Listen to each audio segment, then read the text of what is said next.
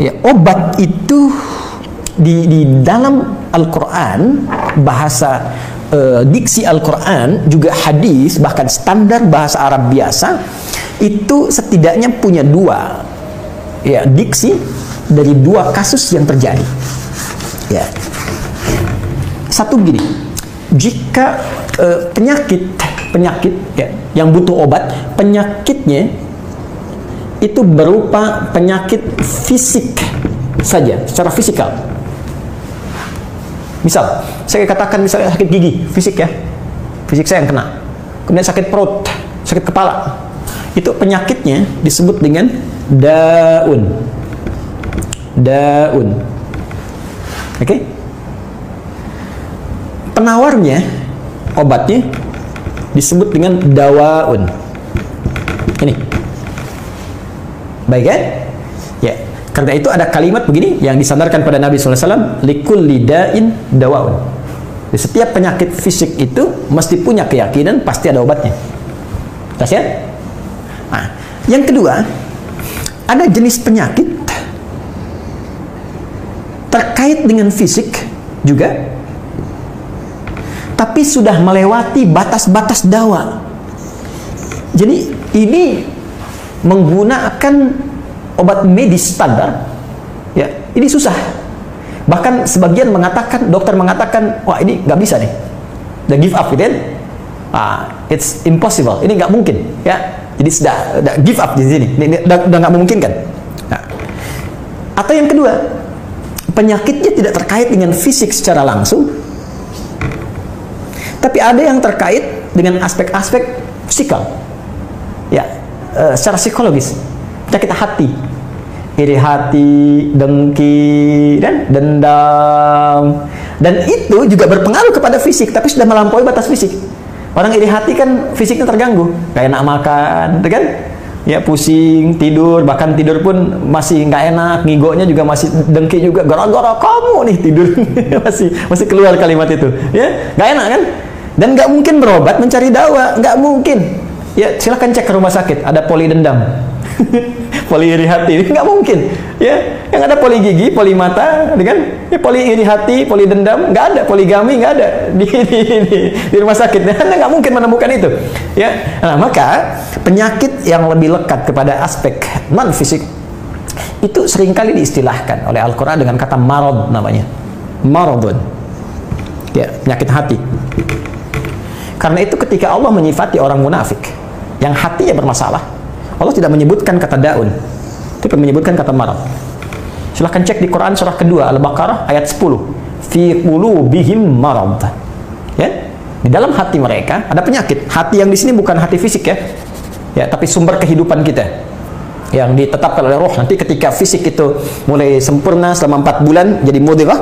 Jadi kan ada 3 tahapan seperti kita ketahui, ya. Dari mulai di Al-Arba'in, kalau kita baca Al-Arba'in, Al-Imam An-Nawawi, hadis nomor yang keempat, ya, Abdullah bin Mas'ud radhiyallahu ta'ala anhu qala qala Rasulullah SAW huwa as-sadiqul masduq inna ahadakum yajma'u fi batni ummihi 40 yawman nutfah. 40 hari pertama, ya, itu baru berbentuk penyatuan, perpaduan antara spermatozoa dengan ovum, thumma yakunu alaihi alaqah, kemudian mithla dzalika alaqah, 40 hari kedua berbentuk zigot yang telah menempel di dinding rahim, thumma yakunu mithla dzalika mudghah, 40 hari ketiga berbentuk mudghah, daging keratan. Bahkan sudah jadi bahasa sekarang, ya, di masa kan bahasan janin, ya, di kurikulum kedokteran saya lihat redaksinya sama, mudghah, ya. Nah, dalam fase ini kemudian ditiupkan roh, ya, wa yursalu alaihimul malak, alaihil malak, dan diutus malaikat, wa yu'maru bi katbi arba'in, dan diperintahkan menetapkan 4 hal. Nah, saat ditiupkan roh ini, itu terjadi kemudian penyatuan antara fisik dengan roh. Itu ada di Quran surah ke-15, ya, ayat ke-28. Ya, wa idz qala rabbuka lil malaikati inni khaliqun basyaran min salsalin min hama'in masnun fa idza sawaitu wa nafakhtu fihi min ruhi. Jadi roh masuk ke dalam jasad seseorang, ya, ke dalam fisik seseorang. Ketika sudah masuk, dia bisa bernafas, kan, ada kehidupan, unsur kehidupan.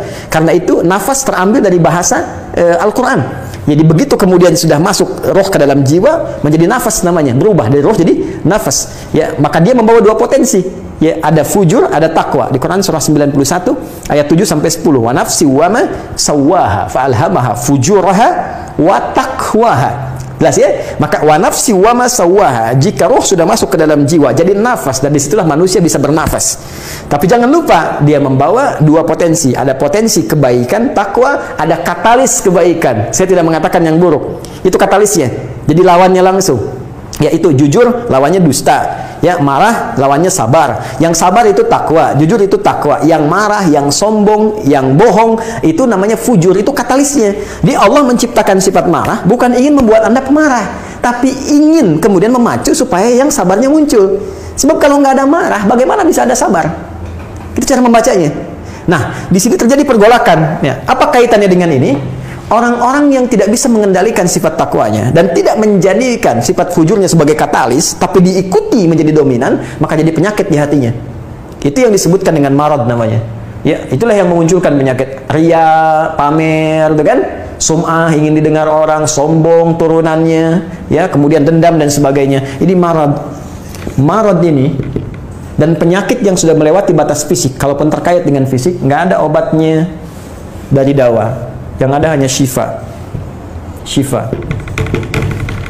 Maka jika ada orang tertentu yang terkena penyakit fisik yang sudah di luar batas dawa, yang medis misalnya udah nggak bisa nih, ini nggak mungkin, maka beralihlah dari dawa ke syifa. Ini yang pernah dilakukan oleh Nabi Ayyub alaihissalam. Ketika diuji dengan penyakit, Allah contohkan langsung supaya kita bisa meniru. Bukankah ayat ini turun ketika Nabi diuji dengan penyakit? Ya, supaya memohon kepada Allah. Jadi kan Nabi Ayub kan divonis dengan penyakit yang tidak pernah diderita oleh orang sebelum beliau, tidak akan dirasakan oleh orang setelahnya. Yang paling menarik apa yang dilakukan? Ketika semua mengatakan nggak mungkin, lalu turun kemudian gambaran dari Allah. Quran surah ke-21 ayat 83 sampai 84. Wa ayyuba, pakai fathah loh. Bukan dhamma, bukan kasrah. Ya, fathah itu menunjukkan sesuatu di masa lalu untuk dibuka bagi orang di masa depan. Ya, fataha itu dibuka. Itu ilmu lughahnya. Saya spesialisasi di bahasa Arab. Jadi di antara makna itu fathah, kenapa ada fathah, ada dhamma, ada kasrah, itu ada maknanya. Wa ayyuba, dan kami buka kisah Ayub di masa lalu sebagai inspirasi untuk orang di masa depan. Idnada rabbahu anni masanni yadhurru wa anta arhamur rahimin. Ketika beliau mulai meninggalkan opini manusia dan mulai kembali kepada Allah dengan sangat kuat untuk spesifik memohon kesembuhannya. Ya Allah, penyakit ini sudah mengganggu saya untuk ibadah. Itu poinnya. Untuk ibadah. Jadi ternyata kalau ingin disembuhkan dengan cepat, arahkan kesembuhan itu untuk niat kita beribadah. Kalau cuma pengen sembuh saja, jangankan Anda yang belum beriman pun kalau sakit pengen sembuh. Terus Anda tujuannya apa dari kesembuhan itu? Kalau cuma pengen minta dunia, apa dengan sakit belum cukup menjadikan Anda ingat Allah? Maka arahkan permohonan itu untuk kesembuhan supaya punya niat ibadah. Ya Allah, saya pengen sholat lagi. Ya Allah, saya pengen ke masjid lagi, pengen tahajud lagi. Mohon ya Allah, penyakit ini sudah mengganggu saya tahajud, saya pengen sholat lagi. Wa anta arhamur rahimin, sedangkan Engkau yang paling sayang kepada saya. Kalau yang Maha Penyayang saja tidak menyembuhkan saya, kepada siapa lagi saya mesti memohon? Nah, tahu apa yang terjadi? Begitu kalimat itu muncul dengan penuh kekuatan, keyakinan, visi yang benar, memanggil Allah dengan panggilan yang sangat halus, lembut, ya, terasa ke dalam jiwa, maka jawabannya tidak menunggu lama. Fastajabna lahu fakashafna ma bi min dhurrin wa atainahu ahlahu mithlahu ma'ahum rahmatan min indina wa dzikra lil 'abidin. Lihat ujung ayatnya. Kami langsung sembuhkan penyakitnya.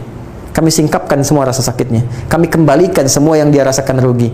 Biaya obatnya diganti dengan rezeki yang lain, kesulitannya dihilangkan, datangkan dengan yang lebih baik. Dan yang paling dahsyat, lihat ujung ayatnya. Wa dzikra lil 'abidin. Kami jadikan inspirasi, pengingat bagi hamba-hamba Allah yang soleh, yang diuji dengan penyakit yang serupa, maka amalkan amalan Ayub untuk mencari syifa. Ya, maka ini ikhtiarnya. Termasuk syifa, bisa mengobati penyakit hati. Nah, lalu sekarang apa terapannya? Karena disebutkan ada ayat-ayat Quran berfokus sebagai syifa. Ya, ini yang digunakan sebagai zikir diantaranya. Apa itu? Tadi saya sampaikan Al-Fatihah. Ya, itu lengkap. Al-Fatihah itu disebut syafiyah. Surah syafiyah, surat penyembuh. Silahkan Anda buka semua kitab tafsir. Di antara fadilah surah Al-Fatihah, kisah pertamanya adalah kisah seorang kepala suku di Arab yang digigit kalajengking. Bayangkan, kalajengking Arab pada saat itu. Dan sudah kena racun dan sulit. Orang semua sudah give up. Ini nggak mungkin. Ya, apa yang terjadi? Ditemukan sahabat Nabi, secara singkat diketahui, ditanya ada yang bisa menyembuhkan, mereka berkata Allah yang menyembuhkan. Tapi kami bisa berikhtiar. Dipanggil mereka, dibacakan Al-Fatihah sekali bacaan, tanpa diulang-ulang, tanpa pakai alat-alat tertentu, tiba-tiba syufia disembuhkan sampai diberikan hadiah berupa beberapa kambing. Tapi mereka, mohon maaf izin, Ibu Rektor dan sebagainya, mereka khawatir jadi gratifikasi. Dibawalah kambing itu kepada Nabi, disampaikan, boleh nggak makan dari sini? Jawab Nabinya apa? Dari mana kalian tahu kalau surat itu bisa berfungsi menyembuhkan? Al-Fatihah. Tapi gimana cara baca Al-Fatihahnya? Karena dulu orang sekali baca sembuh. Sekarang orang 1000 kali malah nambah penyakit.